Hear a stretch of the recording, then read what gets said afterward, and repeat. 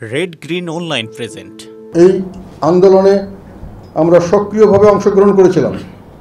ছাত্র জনতার আন্দোলনের প্রথম 1 জুলাই যদি এটাকে আমি মনে করি, প্রথম একটি উচ্চারিত হয়েছিল যে বৈষম্য, এই কোঠা বিরোধী একটা আন্দোলন সূচনা হয়েছিল।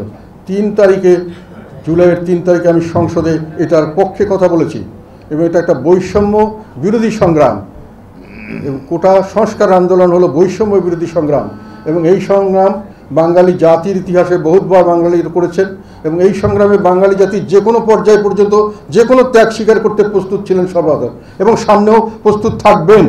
কাজে এই জিনিসটাকে এইভাবেই দেখা উচিত, এটা আমি বলেছিলাম পার্লামেন্টে, বলেছি 3 জুলাই এবং বলেছি যে এই যে কোটা সিস্টেম এটা আমাদের সংবিধানের পরিপন্থী এবং এই সংবিধানে কোনো কারেকশন করার ওখানে স্কোপ নাই। সেই জন্যই হয়তো এটাকে মামলা মাধ্যমে এটাকে সংবিধান বহির্ভূতভাবে এটাকে স্ট্যাবলিশ করার চেষ্টা করা হচ্ছে।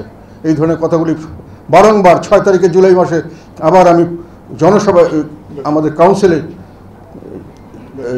গাজীপুরের কাউন্সিলে আমি প্রকাশ্য জনসভায় ঘোষণা দিয়েছিলাম এবং তাদেরকে বলেছিলাম যে এই সমস্ত সংগ্রাম হলো বৈষম্য বিরোধী সংগ্রাম। এটাতে বাঙালি জাতির এই যে ভাষা আন্দোলন, 21শে ফেব্রুয়ারি আন্তর্জাতিক ভাষা দিবস হয়েছে, এটা হয়েছে আসলে এটা ভাষার প্রতি আমাদের ভালোবাসা, যেমন তার চেয়ে বেশি ভাষাকে ব্যবহার করে, রাষ্ট্রভাষাকে বাংলা না করে তারা আমাদেরকে বৈষম্যের শিকার করতে চাচ্ছে। চাকরি বাকরি, ব্যবসা বাণিজ্য, তার বিরুদ্ধে বাঙালি জাতি ফুসে দাঁড়িয়েছিল এবং 21-এর এই আমাদের শহীদ মিনার হলো বৈষম্য বিরোধী আন্দোলনে আত্মত্যাগের প্রতীক। তোমরা সেখানে গিয়ে শপথ নাও যে আমরা এই বৈষম্য বিরোধী আন্দোলন সফল করব এবং বৈষম্যের অবসান করব। আমি বলেছিলাম এখন আওয়ামী লীগ সরকার ঘরে ঘরে বিভিন্ন স্কুলে বিভিন্ন জায়গায় শহীদ মিনার করে, সব শহীদ মিনারে গিয়ে তোমরা ওখানে অবস্থান নাও এবং বলো এটা হলো বৈষম্য বিরোধী আন্দোলনের আত্মত্যাগের প্রতীক। আমরা আবার আত্মত্যাগ করব, আমরা বৈষম্যের অবসান চাই। কখন বলেছিলাম? যখন আওয়ামী লীগ ক্ষমতায় ছিল এবং আওয়ামী লীগের ক্ষমতার সময় অনেকে বড় বড় কথা বলেন, অনেক দলের অনেক নেতা, কতজন কে কোথায় কি বলতে পেরেছেন সরকারের সামনে সরাসরি চ্যালেঞ্জ দিয়ে, এটা আমি বলি আপনারা নিজেরা বিবেচনা করে দেখবেন, জাতি বিবেচনা করে দেখবে। আমরা তারপরে প্রতিদিন এই বৈষম্য বিরোধী আন্দোলনে যে গুলি বর্ষণ করা হচ্ছে, নির্বিচারে গণহত্যা করা হচ্ছে, বিভিন্নভাবে মানুষকে অত্যাচার করা হচ্ছে, মামলা মোকদ্দমা দিয়ে মানুষের ভবিষ্যৎ নষ্ট করার চেষ্টা করা হচ্ছে, এইসব কথা আমরা তুলে ধরেছি।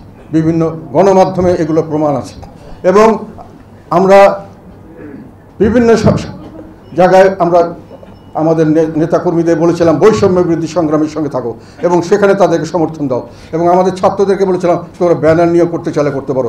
রংপুরে আমাদের ছেলেরা, ওখানে যেহেতু আমাদের সংগঠন ভালো, তারা বৈষম্য বিরোধী আন্দোলনে ব্যানার নিয়ে সেখানে তাদের সঙ্গে অংশগ্রহণ করেছে, তাদের নামে মামলা হয়েছে, তারা হাজতবাস করেছে, তারা জেলে ছিল, তাদের অনেকের উপর অত্যাচার করা হয়েছে, অনেকে ঘর বাড়ি ছেড়ে পালিয়েছিল।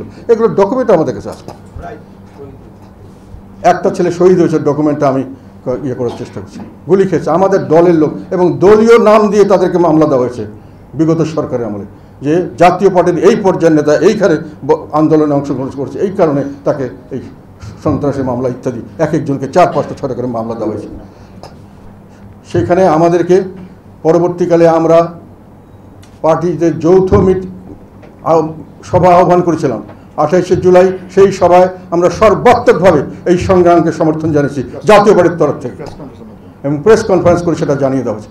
সেখানে আমরা এটাও বলেছি যে নির্বিচারে যার হত্যা করা হয়েছে ছাত্রদের, তার বিচার চাই এবং তার এই সমস্ত বিষয়ে তাদের ক্ষতিপূরণ দেওয়া উচিত, তাদের যথাযথভাবে তাদেরকে সমাজে এবং যারা তাদেরকে রিহেবিলিট করা উচিত, যারা আহত হয়েছেন, যারা বিভিন্নভাবে ক্ষতিগ্রস্ত, তাদের ক্ষতির দিকে দেখা উচিত। আমরা বলেছিলাম শোক দিবস পালন করা হাস্যকর, যেখানে বন্দুকের গুলি দিয়ে দলের নিজের ছাত্রদেরকে মারা হচ্ছে, তার উপর আবার সরকার যদি শোক দিবস পালন ঘোষণা করে, এটা আমরা মানি না, এটাকে আমরা বর্জন করি।